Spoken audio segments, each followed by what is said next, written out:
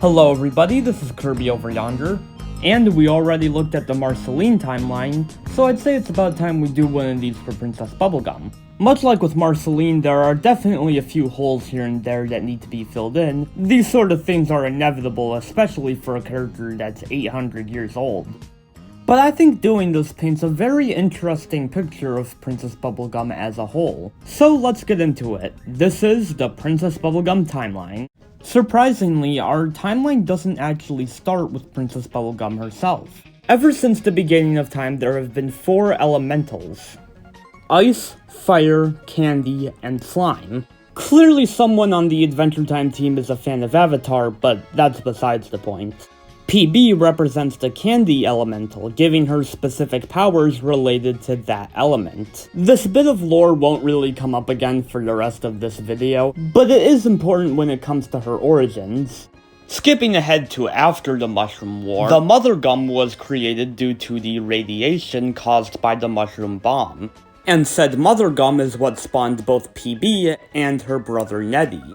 While PB adjusted to life pretty quickly, Nettie on the other hand is much more sensitive, only feeling comfortable sucking the vitamins from the roots of the candy tree, where he remains to this very day. Cut to years later, and Bonnie has built a home for her and Nettie. But despite having a brother, she is very lonely, and wants a family to help take care of her. So she creates her Aunt Lolly, Cousin Chicle, and Uncle Gumbald. The 4 are happy for a while and even create what will eventually become the Candy Kingdom. However, Gumbald gets tired of following her niece's orders and cuts down all of the taffy trees. He does this to create a cabin as well as for future land development. He used her for land development! Bonnie of course doesn't like this and creates a butterscotch lake to prevent Gumbald from continuing. This only increases the tension between her and Gumbald. So he formulates a plan to give himself full leadership, giving her a serum to decrease her intelligence, though he also gives it to Chicle and Lolly, turning them into Crunchy and Manfred respectively. But before PB is lobotomized too, he uses her pea shooter to break the glass, turning Gumbald into Punchy. And this is the last thing we see when it comes to PB's childhood, so be prepared for a massive time jump. The next we see of PB is when she first attended one of Marceline's concerts. Marceline throws PB her shirt, and we can assume that the two started dating after that. Obviously, we don't get to see too much of their relationship. However, we do know that as the relationship went on, PB focused more on building up her Candy Kingdom and had less time for Marceline. This all culminates in the events that take place at the Glass Kingdom, where PB is focused on defeating Larvo, but Marceline just wants to goof off and have fun. PB says some rather harsh words towards Marceline, causing her to sing her song Woke Up, which, and this is like the 4th time I'm saying this, is a complete and utter bop. The song temporarily defeats Larvo, but causes Marceline and Princess Bubblegum to break up. Not too long after, we meet Shoko, a previous life of Finn, who gets hired by the Bath Boy gang to steal Princess Bubblegum's amulet. Who at the time is still in the early phases of building her Candy Kingdom, and is dating young Mr. Cream Puff, likely as a rebound from Marceline.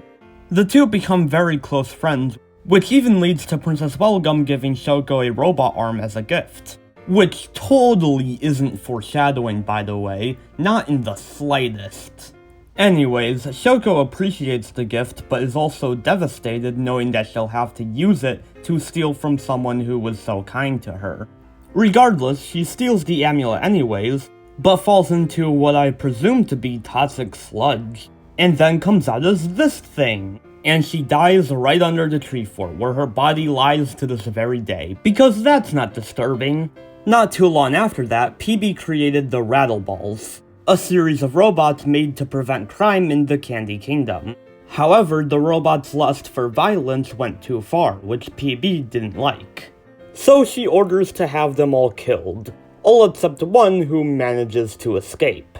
The last piece of PB's past we see is in Season 5's Earth and Water, taking place about 14 to 15 years before the series begins, in which the Flame King banishes his daughter Flame Princess due to her being too powerful. But this of course causes some problems. PB notices the chaos surrounding FP's banishment and tells the Flame King to keep her locked up, which she does for about 13 to 14 years. And that's about where PB's timeline ends, but what does this say about her character? Well, first off, you may have noticed that this video is quite a bit shorter than my video on the Marceline timeline. Well, Marceline had multiple episodes focused on her past, such as Memory of a Memory, Simon and Marcy, and Everything Stays. Whereas PB only got Bonnabelle Bubblegum, and I guess you could argue The Vault too, but even that episode is much more focused on Shoko than PB. And aside from those, we mostly just get snippets in other episodes. But as far as a theme goes, one consistent detail I noticed throughout PB's past is people turning on her. Gumball, Marceline, Shoko, Rattleballs. This even carries over to many of her creations in the present, such as Lemongrab and Goliad. I think this is why it's important that she has Finn and Jake, two people who are consistently loyal to her no matter what, and will never leave her side. Kirby, out.